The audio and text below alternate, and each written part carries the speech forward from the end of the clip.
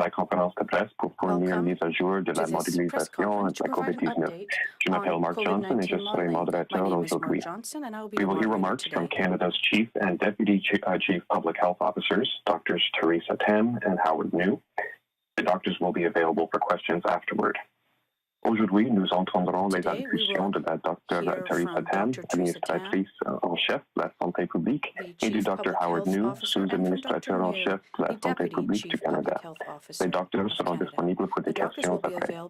If you wish to ask a question, please press *1 on your phone. Si vous désirez poser une question, veuillez appuyer sur l'étoile 1. Note that the content of today's briefing is for attribution. Le contenu de la session d'aujourd'hui est pour attribution. Alors, procédons. Let's begin. Over to you, Dr. Tam, please. Thank you very much, and bonjour à tous.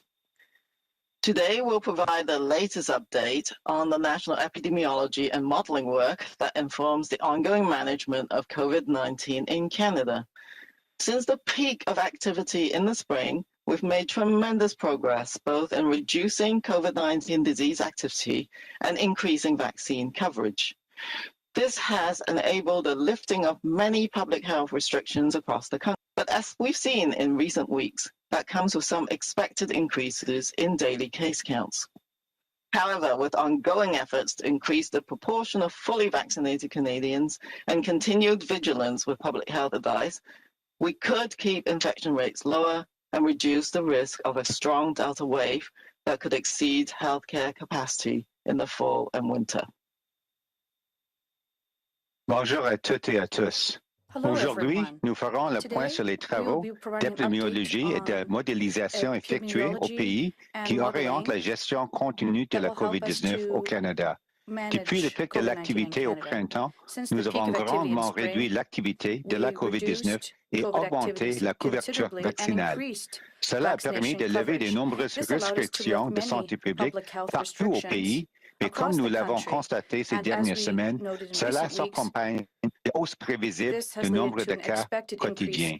Toutefois, en maintenant ces efforts pour accroître la proportion de Canadiens entièrement vaccinés et la vigilance concernant le Conseil de santé publique, nous pourrions maintenir les taux d'infection plus bas et ainsi réduire le risque d'une forte vague associée au variant Delta, qui pourrait engendrer un dépassement de la capacité hospitalière à l'automne et l'hiver.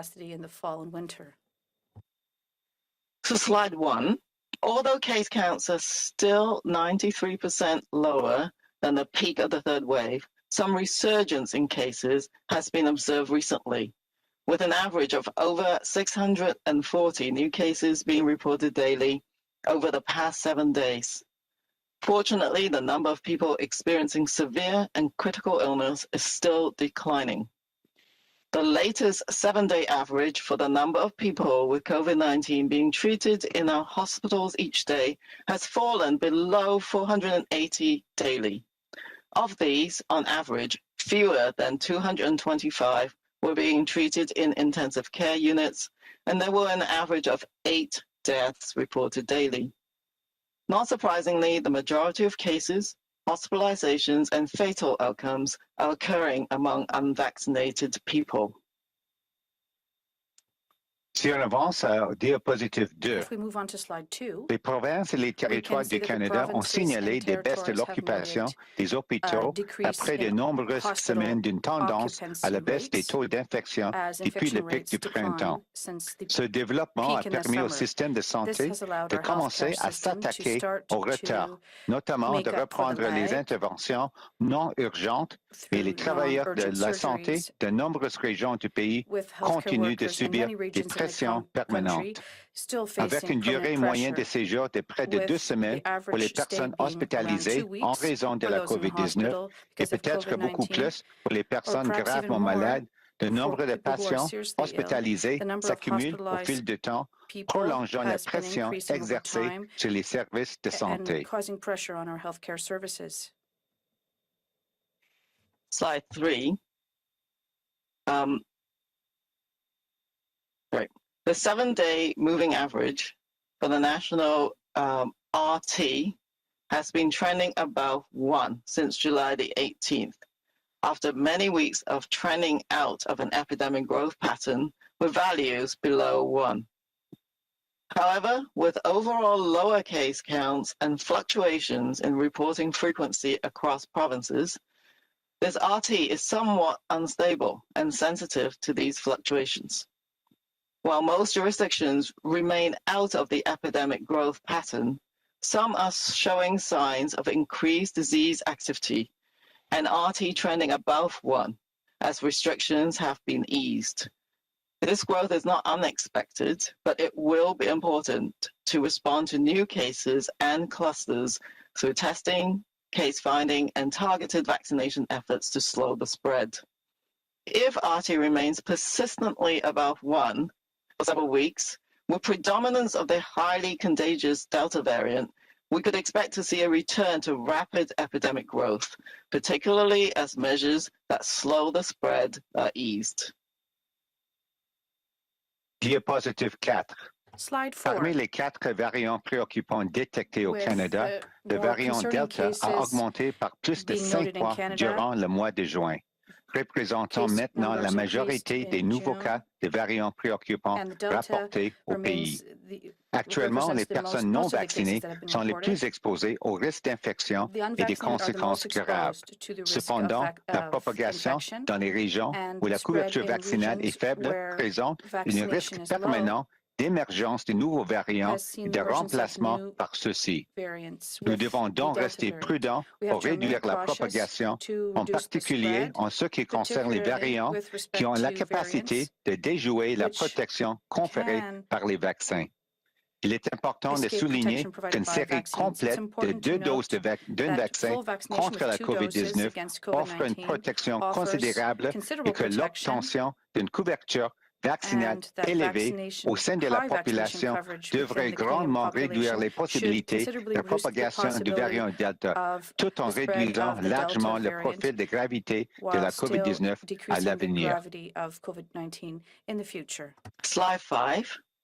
More than 48 million doses of COVID-19 vaccines have been administered across Canada since vaccination began in mid-December, providing an estimated over 81% of the eligible population aged 12 years or older with at least 1 dose of COVID-19 vaccine, and over 66% are fully vaccinated.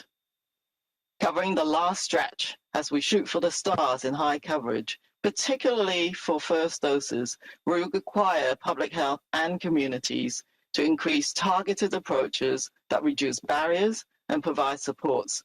Everything from more accessible locations and hours to information, language, and cultural outreach resources can make a difference to getting more of the population informed, confident, and protected. Diapositive 6. Nous continuons d'observer des progrès encourageants quant au taux de vaccination dans tous les groupes d'âge. D'après les données sur la couverture vaccinale par âge en date de 24 juillet, la couverture vaccinale continue d'augmenter graduellement dans tous les groupes d'âge, allant de 70% des adolescents et des jeunes adultes à 95% des personnes âgées de 70 ans et plus ayant reçu au moins une dose.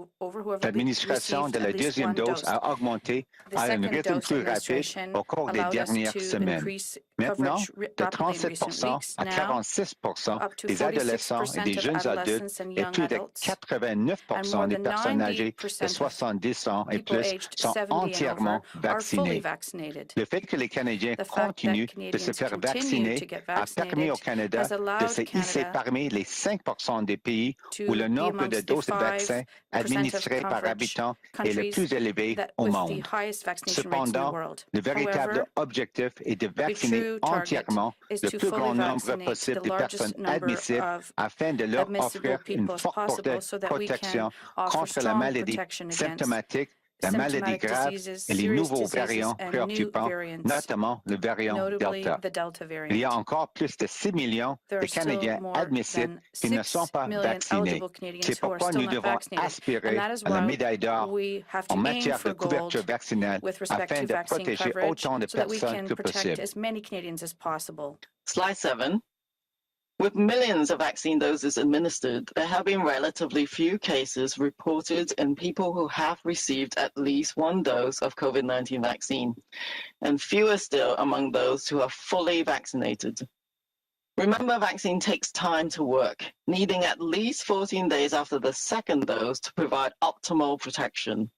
Based on data from 11 provinces and territories for mid-December to July the 12th, only 0.5% of cases were in fully vaccinated people, infected 14 or more days after the second dose. What is most encouraging is that vaccination is proving to be highly protective against severe illness. The data show that 85% of hospitalized COVID-19 cases were unvaccinated, and only 0.7% of hospitalized cases occurring in fully vaccinated patients. Compared to cases in fully vaccinated people, unvaccinated cases were over 3 times more likely to be hospitalized. This aligns well with vaccine effectiveness studies that demonstrate strong protection against severe illness in vaccinated people. Diapositive 8. La mise à jour des prévisions à court terme suggère augmentation de la croissance du nombre de cas cumulatifs, mais pas du nombre cumulatif de décès. Cette augmentation attendue de la croissance sur le court terme se reflète dans la trajectoire initiale de la prévision à plus long terme. Slide 9. This updated longer-range forecast shows how the epidemic trajectory may evolve through early September. It suggests that we are at the start of the Delta-driven fourth wave, but that the trajectory will depend on ongoing increase in fully vaccinated coverage and the timing, pace, and extent of reopening. While some resurgence is expected as measures are eased, this updated model shows that if we maintain current levels of community-wide contacts, we would expect to see a modest increase in cases along the dark gray line trajectory. However, if cases increase along the blue line trajectory, it could mean that reopening is proceeding too quickly before enough people have developed immunity through vaccination, and we could expect to see a sharp resurgence by the end of the summer. We expect cases to be concentrated largely in younger, unvaccinated people, with further spread extending into the older, unvaccinated populations. Both higher case volumes and older age of cases could ultimately increase severe illness and hospitalization rates. This forecast reaffirms the need to take a cautious approach to relaxing public health measures, to remain vigilant and responsive to signs of resurgence, and to continue to increase first and second dose vaccine coverage. Diapositive 10. Au fur et à mesure de la réouverture, le Canada reste à l'afflux de l'expérience du Royaume-Uni qui présente des hauts taux de vaccination comparables aux nôtres. Au Royaume-Uni, la trajectoire montre que même les pays avec une grande couverture vaccinale peuvent être témoins d'une recrudescence significative ainsi qu'une transmission élevée chez les jeunes personnes non vaccinées, en présence d'une vague associée au variant Delta.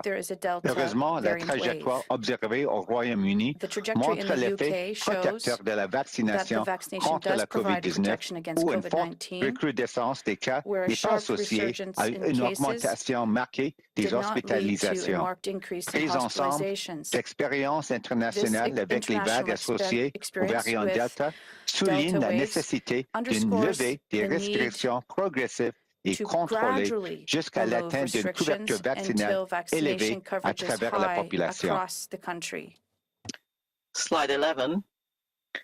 Not unexpectedly and in line with the longer-term forecast, this model shows that a resurgence of cases is likely this fall and winter when restrictive measures and individual precautions are lifted, as indicated by the vertical blue dashed lines. The scenario on the left shows that even with 72% vaccine acceptance in the 18 to 39-year-olds, there is still a risk that healthcare capacity could be exceeded with a Delta-driven wave, even when taking into account the very high fully vaccinated coverage in the older age groups. The good news is that there are still opportunities to reduce this risk. If the proportion of the fully vaccinated 18 to 39-year-olds was increased to 80%, this could significantly reduce the size and impact of the resurgence, as shown in the scenario on the right. Diapositive 12. Slide 12. Le Canada a fait d'importants progrès dans l'augmentation de la couverture vaccinale durant les derniers mois, mais nous avons besoin de plus de personnes admissibles vaccinées avec une et deux doses. Presque 6,3 millions de personnes n'ont toujours pas reçu de première dose et plus de 5 millions de personnes n'ont toujours pas reçu leur deuxième dose. Cet appel à vous retrousser les manches a pour objectif de viser le plus haut sommet pour la couverture vaccinale. Avec seulement 5 semaines avant la fête du travail au Canada, cette période est cruciale pour augmenter une protection avant que nous nous rassemblions dans les écoles, les collèges, les universités et les lieux de travail cet automne. Cela signifie d'augmenter la couverture vaccinale complète au-dessus de 80% parmi tous les groupes d'âge, mais en particulier dans les groupes d'âge plus jeunes où la plupart des transmissions se produisent. La modélisation présentée aujourd'hui souligne d'augmenter la prise de la première et de la deuxième dose parmi les jeunes adultes peut avoir un effet important pour une meilleure protection pour l'automne et l'hiver. Merci, Miigwech. So slide 12. Canada has made great progress on increasing vaccine coverage over the past month, but we need more eligible people vaccinated. Almost 6.3 million people are not yet vaccinated with the first dose. And these plus over 5 million people have not yet received their second dose. This call for arms is to shoot for the stars in vaccination coverage. With just over 5 weeks until Labor Day in Canada, this time is crucial for building up protection before we gather in schools, colleges, universities, and workplaces this fall. This means increasing fully vaccinated coverage above 80% across all age groups, but particularly in younger age groups where most of the transmission is occurring. Today's modeling underscores that increasing first and second dose uptake in young adults can have a big impact in building up better protection for the fall and winter. Thank you. Merci, Miigwech. Merci, Dr. Tan and Dr. New. Thank you. We will now open the phone line to questions. We ask that you limit yourself to one question and one follow-up. We will be taking your questions in both official languages. Nous allons prendre des questions. Nous vous demandons de vous limiter à une question et une question de suivi. Vous pouvez poser vos questions dans l'une des deux langues officielles. Operator, first question. Operateur, première question, s'il vous plaît. Thank you, merci. You may press star 1 if you have a question. Vous pouvez appuyer sur étoile 1 si vous avez une question. The first question is from Mike Lecouteur from Global News. Please go ahead. Good morning, doctors. Thank you very much for doing this. I wanted to ask you, especially given what you presented today and seeing that Alberta has announced its ending pandemic response plan, the reducing testing and contact tracing, no longer really requiring positive COVID cases or close contacts to quarantine. Do you think that this is a safe policy given the spread that we're seeing right now of the Delta variant? And I wanted to know what your concerns are about Alberta's decision and whether or not they could have a national impact as people are traveling during these summer months. Yeah, thank you for the question. And of course, we're in close touch with provinces and territories, including Alberta. And I think our role is, of course, to develop guidance, and it's up to the provinces to execute their own responsibilities and mandates. I'm seeing that Alberta is moving away from mandated approaches towards more individuals taking up responsibility and following best practices in terms of reducing their risk. Of course, I firmly believe that quarantine and isolation can help prevent the spread of COVID-19, especially in light of the spread of the Delta variant. And I believe Alberta is going to strongly recommend to cases to isolate. And absolutely, if the policy in Alberta is not to mandate that, then I would ask that any individual who is diagnosed with COVID-19 or you think you may have it, please isolate, please get your test, and inform your close contacts. And I think Alberta is not like all provinces are doing very well in trying to get their population vaccinated, but still has a ways to go. With say 75% first dose, you still have the hundreds of thousands of people not vaccinated can lead to pretty big potential for large clusters, outbreaks, and an escalation in the epidemic itself. So, of course, we advise prudence and caution. I think the members of the public have got used to individual protection and wearing masks, respecting physical distance, avoiding really crowded and closed spaces, ensuring ventilation is maintained and stepped up. Some of the still critical measures, but the bottom line is get vaccinated. There's still a ways to go in Alberta, and that's really important to do. It's Dr. Newman. I would just add a couple of points to what Dr. Tam has obviously given in a very comprehensive answer, is that, yes, we recognize we have a federated system of government here in Canada with the individual provinces and territories having responsibility for the delivery of both healthcare and public health services. But certainly at the national level, we have very close collaboration. We have regular meetings with our counterparts in the provinces and territories.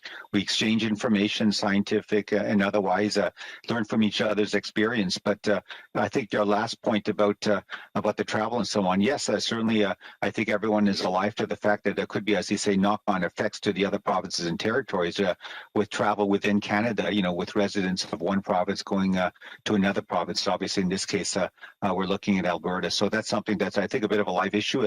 The other provinces and territories will need to do and recognize what in their context might be most appropriate for their residents and to protect their public health and healthcare systems within their own provinces. So that work continues. Thank you. Maybe just a reality check that Delta is going to be in every jurisdiction. And in addition to any kind of concerns about domestic travel, it's really Delta can be anywhere in Canada. So it's not just about domestic travel or spread. That's a very real reality. I mean, Ontario, for example, already have the mass majority of the new cases are Delta.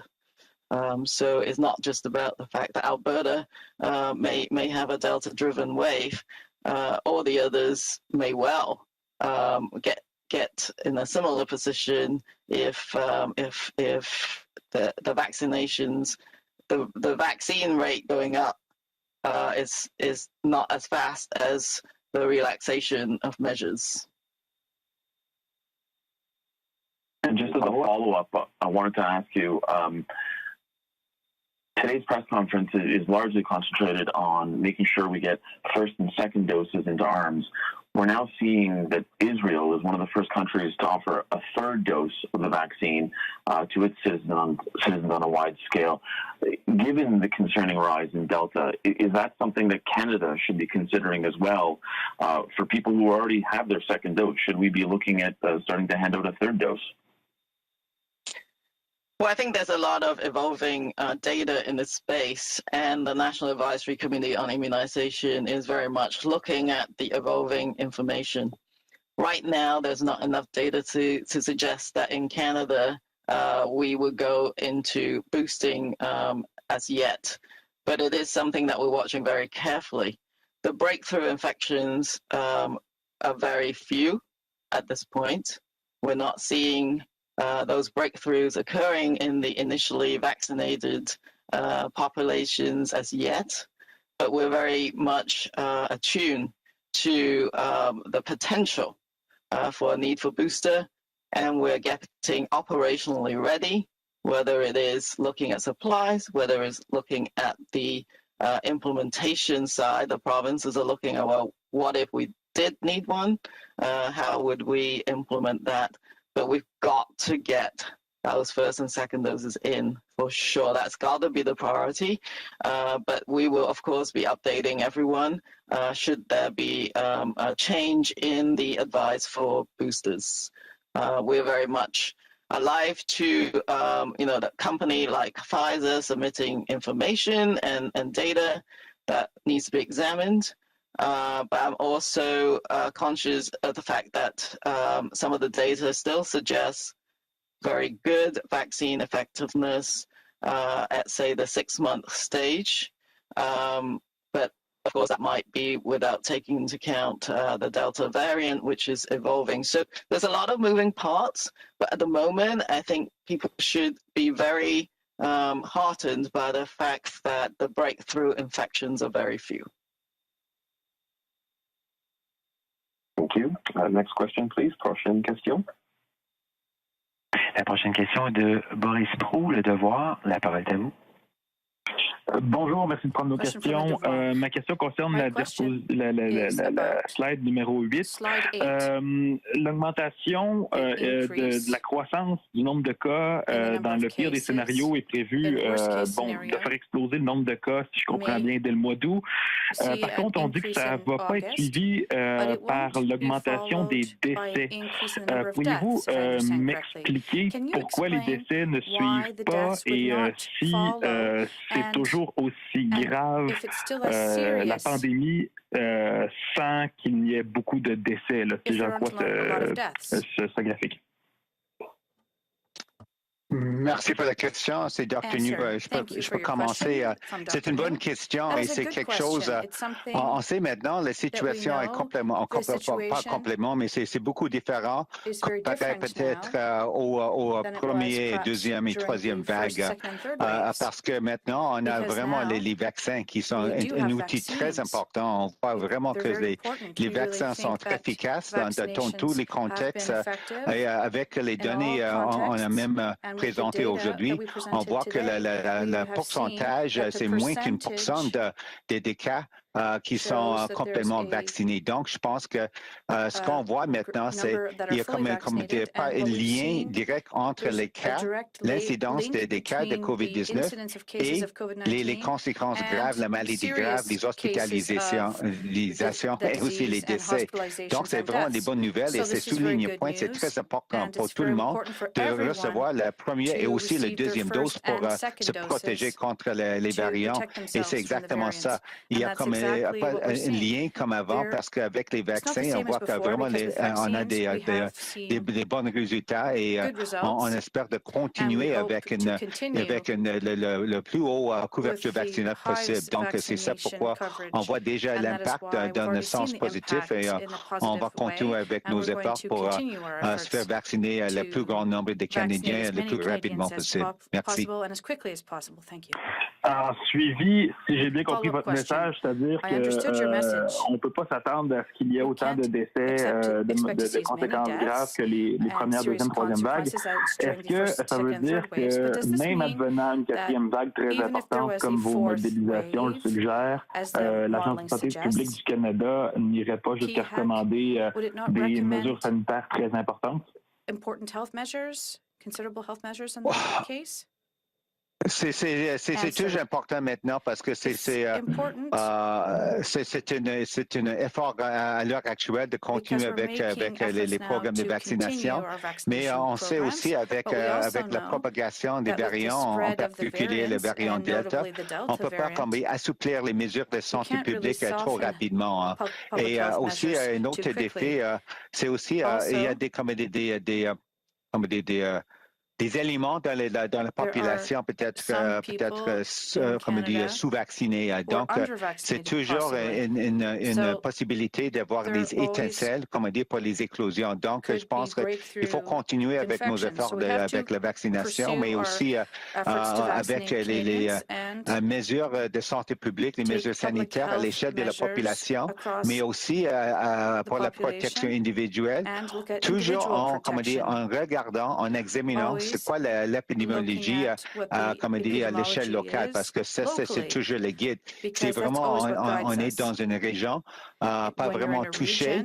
Peut-être que c'est possible pour les autorités d'assouplir les mesures de santé publique peut-être un peu plus rapidement que peut-être comparé à une autre région avec un plus haut taux d'infection, parce que c'est aussi lié avec la couverture vaccinale. Donc, je pense qu'en l'ensemble, c'est vraiment important de continuer avec les programmes de vaccination, mais aussi, on a constaté et souligné d'assouplir les mesures de santé publique avec prudence et en examinant c'est quoi la situation sur le terrain avec l'épidémiologie.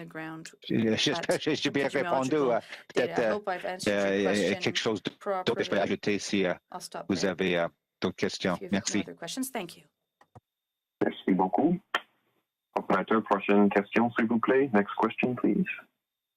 The next question is from Marika Walsh from the Globe and Mail. Please go ahead.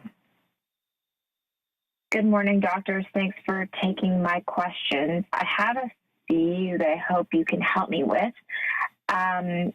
Slide 11 no longer gives any clarity on what the overall vaccination coverage target is.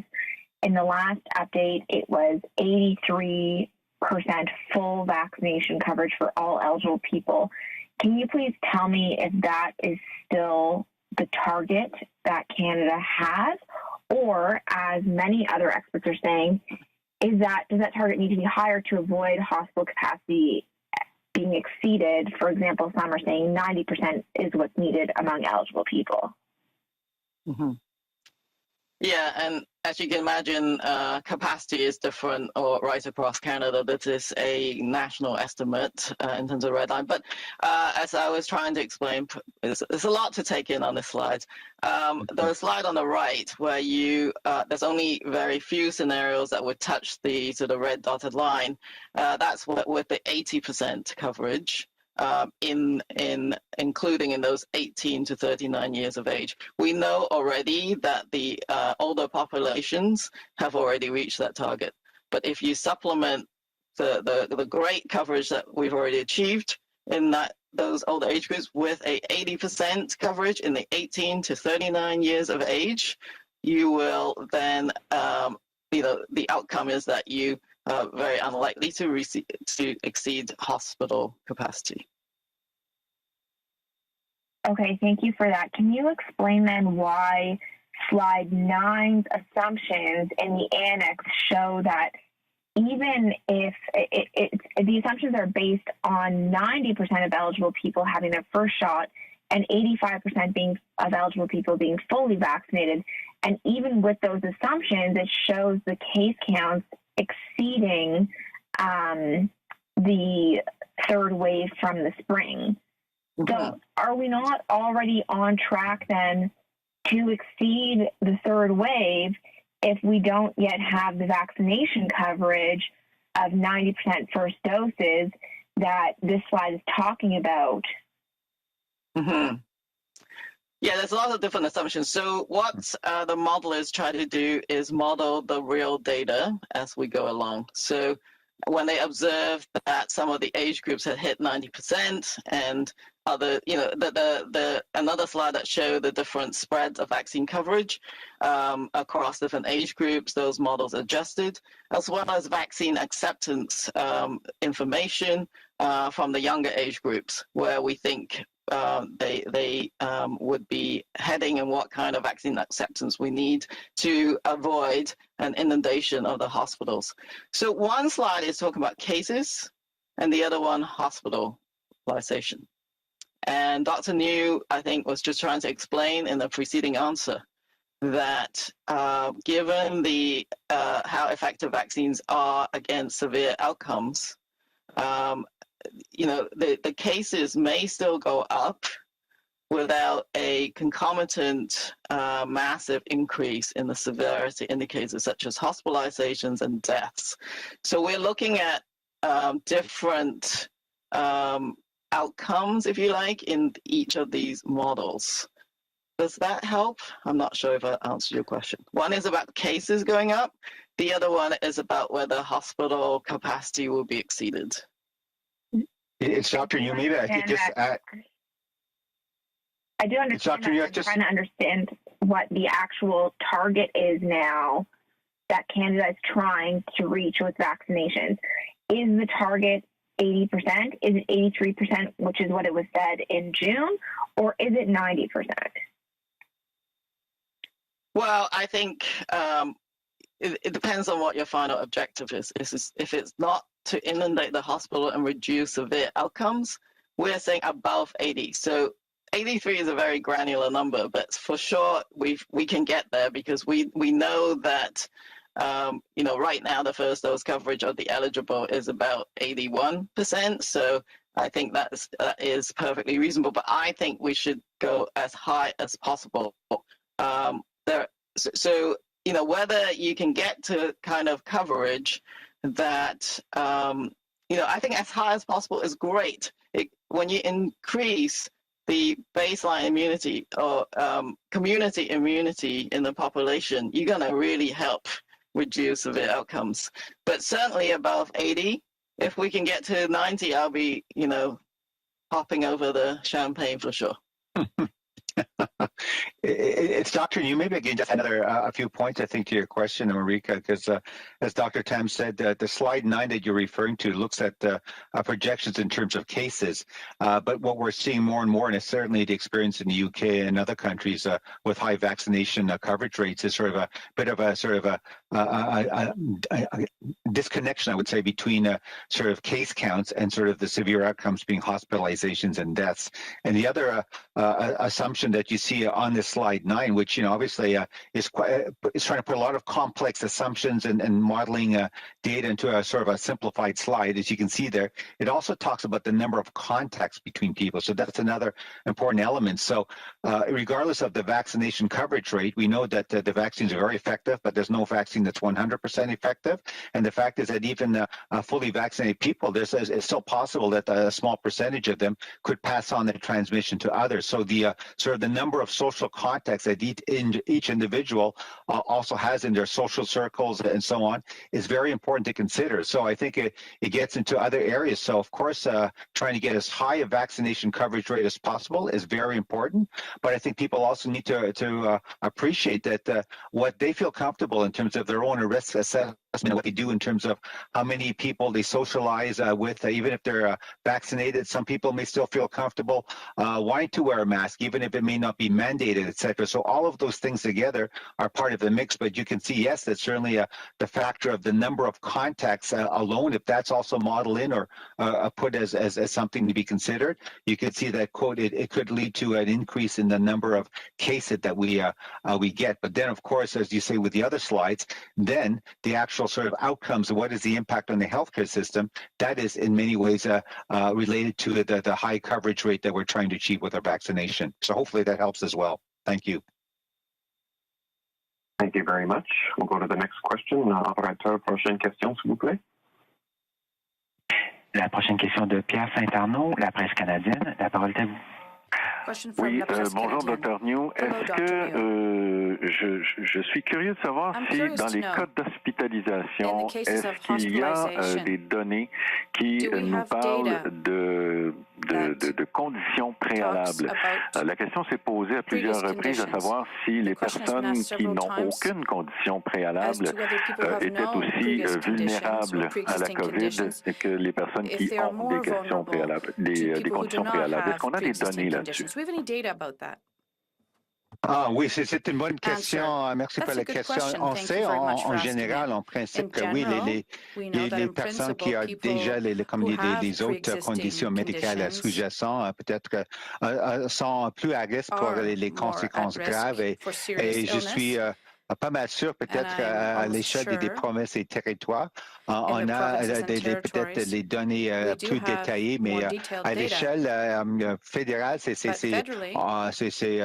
peut-être plus difficile d'avoir comme toutes les données, mais c'est quelque chose, on continue à travailler avec nos homologues des provinces et territoires. Peut-être après, on peut-être voir s'il y en a quelque chose, on peut vous donner, mais pour l'instant, je sais que oui, je pense que dans chaque province et territoire, on est en train de collecter des données probantes comme ça. C'est quoi peut-être les conditions sous-jacentes déjà pour les cas qui sont dans les hôpitaux et même les unités de soins intensifs. Et c'est quelque chose peut-être souligné, peut-être si on a assez des données détaillées pour tout le pays. C'est peut-être quelque chose à peut-être présenter une future séance, mais pour l'instant, je pense qu'on n'a pas assez de détails comme ça. Merci. Dr. Tam, est-ce que vous avez quelque chose d'autre à ajouter? Ou...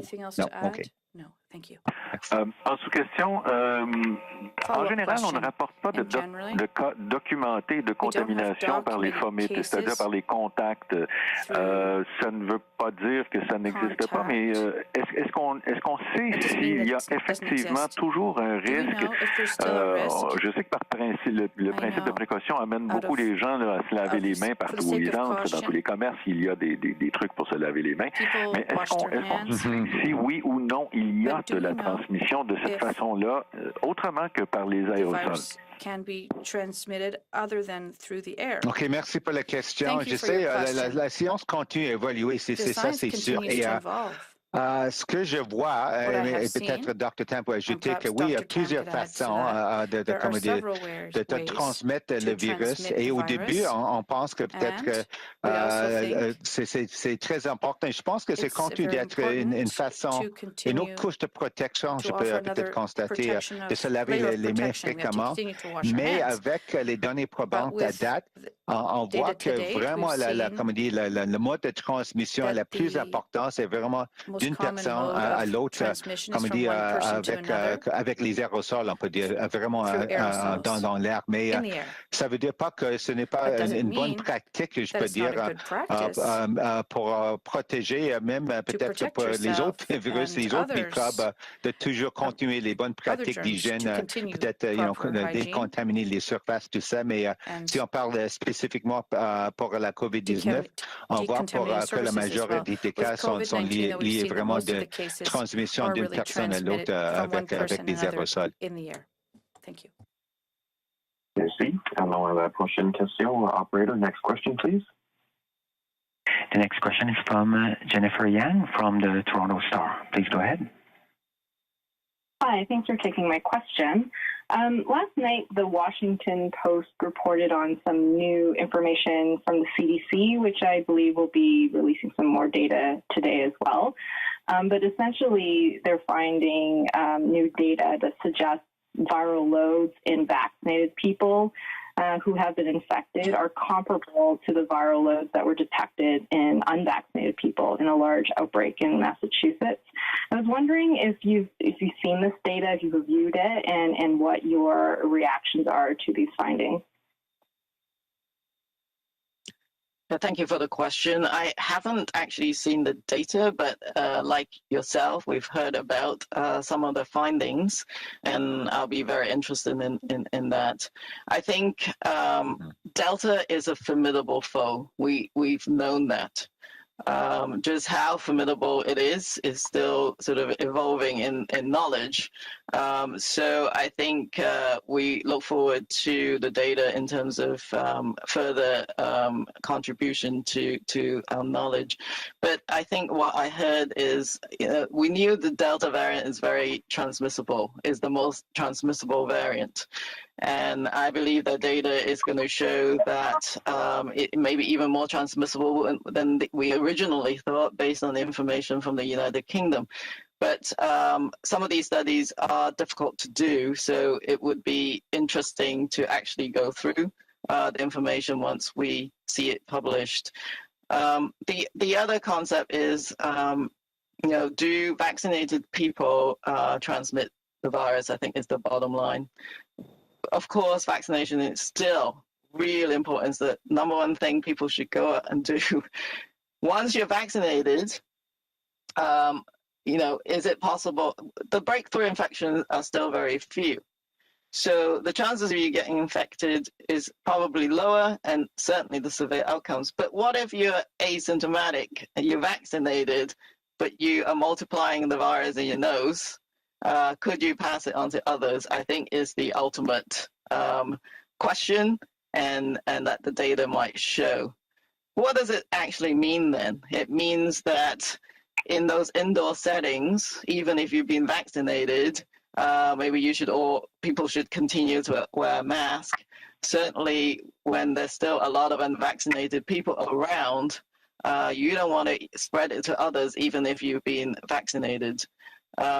I do think some of the previous studies, which were limited in household transmission studies, shows if you're vaccinated, you may reduce transmission by, say, 50%, even though you yourself are protected.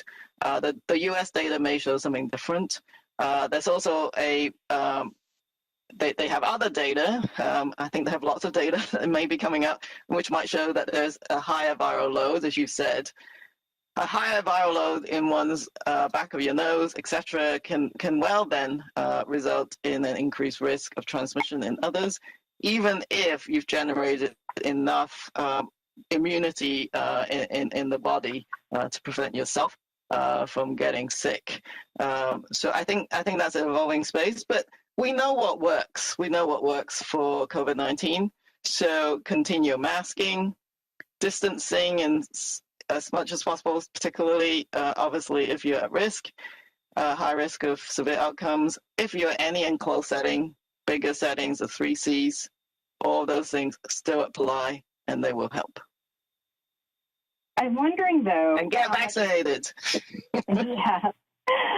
But I am wondering how much it changes the game if this data is validated that vaccinated people, when infected, can transmit just as effectively as unvaccinated people.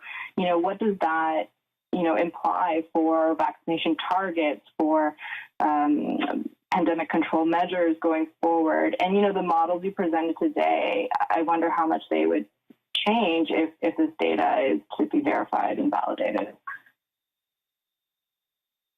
Yeah, so a highly transmissible virus and even higher estimations on transmissibility means you do have to reach higher targets to reduce those chains of transmission. That's the bottom line. Which so absolutely. I mean, people have thrown out different numbers. People are trying to estimate how much vaccination, but how much underlying infection there's already in the community also, helps you adjust what vaccination target should be. Compare to the United Kingdom, for example, I don't think Canada has had as much of immunity from infection itself, which means we should strive for as high as possible. I mean, there's many areas of Canada that hadn't seen much infection. So for those areas, as I say, shoot for everybody. That's what you really should be shooting for in order to just minimize risk. So is it not about completely breaking down all chains of transmission anymore? It is. We absolutely are trying to keep things manageable so that the serious outcomes are very much minimized. And we still see really effective, really great vaccine effectiveness against severe outcomes. As I said before, we will monitor to see if there is any need for boosters. But I think we're in a slightly precarious period at the moment in between these people trying to get the vaccines in and reopening. As soon as that balance is tipped, and it wouldn't take very much with a highly transmissible virus, you're going to see an uptick in cases. Yeah. Dr. New, as Dr. Tam and I said, even with our presentation today, obviously there's over 5 million people who are obviously eligible to get vaccine that haven't received their second dose, right? So they've gotten their first dose. So hopefully it's just a matter of that they're waiting for their appointment or whatever, and hopefully they'll obviously go forward to get their second dose. But I guess what we want to also focus on is that why are there 6.3 million, Canadians who are eligible to get vaccine haven't even received their first dose? What are you waiting for? With all the data that we're showing now, Delta variant, and you're just mentioning with the CDC and their studies about how transmissible it is, and even vaccinated people can carry the virus and then transmit to others. Yes, that's all very concerning. I would say that those who are vaccinated and transmit, they're protected themselves, but obviously can pass it on to those who are not vaccinated, and it's those people who are really at risk of getting serious outcomes. I was looking at some of the be it reports, be it anecdotes, in some of the U.S. states in the South where I think the vaccination rates aren't that low, and you can see it.